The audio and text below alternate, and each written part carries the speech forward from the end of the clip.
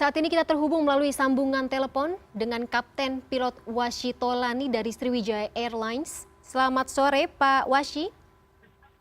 Selamat sore. Baik, Pak Washi bisa diinformasikan apa saja saat ini perkembangan dari proses evakuasi?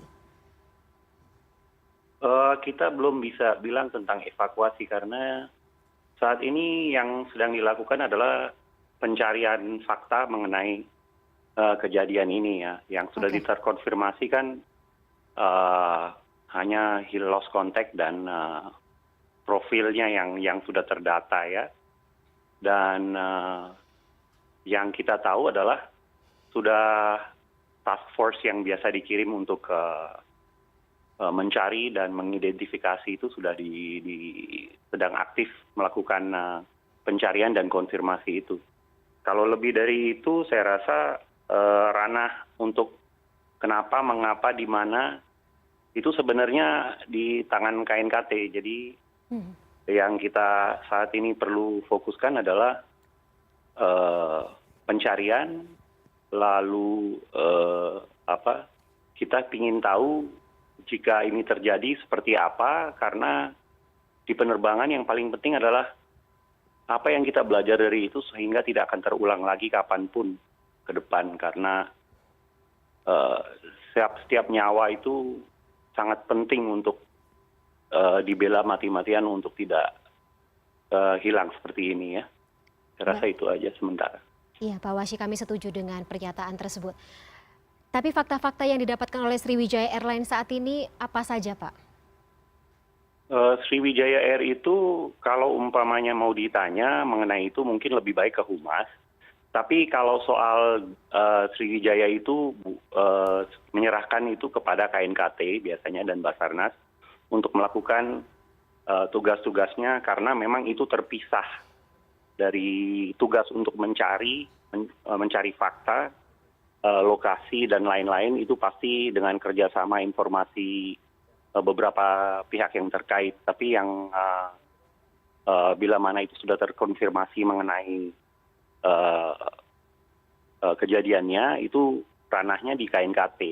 Jadi lebih tepat untuk mereka, dan itu akan makan waktu. Jadi saat ini saya meminta kalau bisa media membantu dengan doa dan dengan harapan bahwa kita itu ke depan bisa lebih baik lagi, sehingga kita menjadi suatu contoh untuk masa depan yang bisa meningkatkan tingkat keselamatan penerbangan di dunia internasional. Baik, kami juga setuju dengan pernyataan tersebut. Kami juga bantu doa atas kejadian ini ya Pak ya. Tapi dari kacamata Kapten Washi sendiri, seperti apa spesifikasi pesawat yang digunakan dalam penerbangan kali ini? Kemudian juga kapasitas total atau kapasitas maksimalnya seperti apa? Apa saja yang bisa menjadi sebuah kesulitan ketika pesawat yang diketahui faktanya ini hilang, kontak di ketinggian 11.000 sampai 13.000 kaki, mungkin bisa dijelaskan?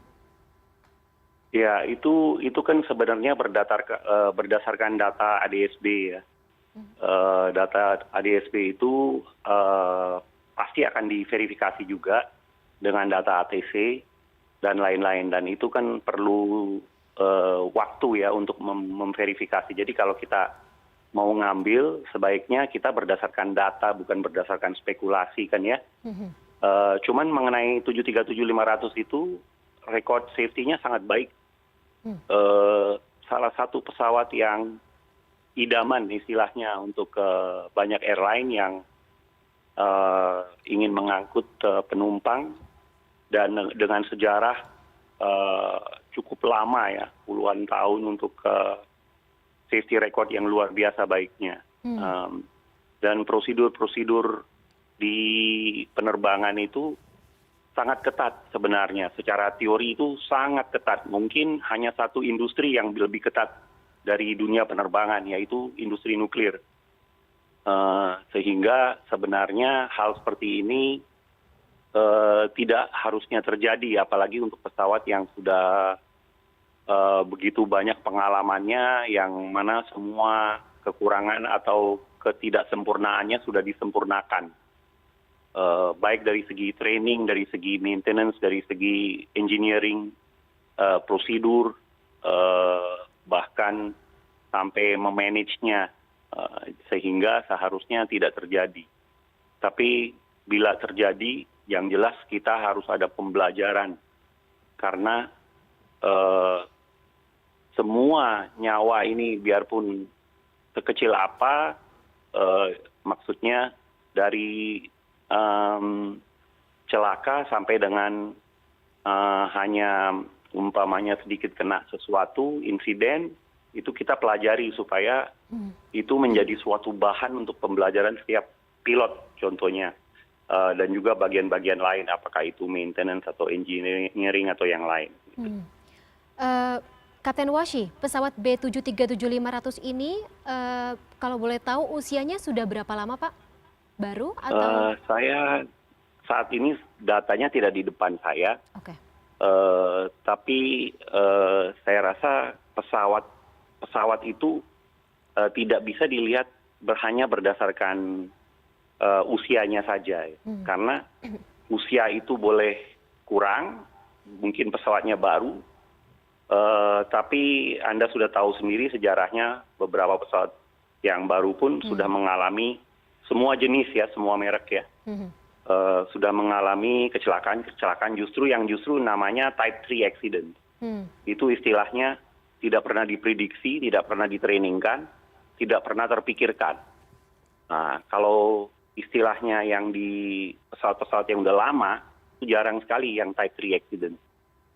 Jadi biasanya itu suatu kejadian itu berdasarkan sesuatu yang mereka sudah pikirkan, sehingga ada prosedur-prosedurnya untuk mengatasinya, sehingga kita bisa selamat semua. Jadi ada suatu advantage dan disadvantage dari pesawat baru dan pesawat lama.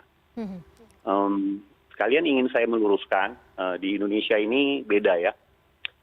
Saya ini sebenarnya senior first officer, sudah cukup lama ya di Sriwijaya, dan juga graduate dari Embry-Riddle Aeronautical University di United States, dan juga dari NTSB Investigator Course. Tetapi sebagai senior first officer, jadi memang kadang orang bilang kapten, karena di Indonesia artinya beda, contohnya di India itu kapten juga artinya semua pilot tuh dipanggilnya kapten, katanya. Jadi kembali lagi ke yang tadi, harapan kita adalah saat ini kita lihat fakta saja, jangan berspekulasi. Kita bantu semaksimal mungkin untuk memberikan sarana, dukungan kepada orang-orang yang sedang berjuang dengan waktu yang sangat pendek dari cahaya alam, yaitu sekarang sudah sunset ya, mungkin akan mempersulit mereka untuk mencari, tapi saya yakin mereka tidak akan berhenti atau give up atau mendelay untuk mencari apapun yang terjadi pada pesawat yang lost contact itu.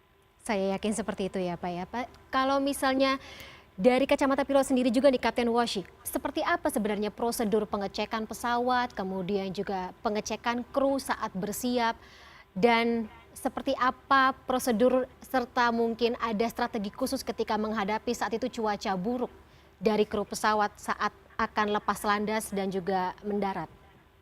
Tapi Pak Washi tahan dulu, kita akan ikuti dulu azan maghrib yang berikut ini di wilayah Indonesia Barat atau WIB.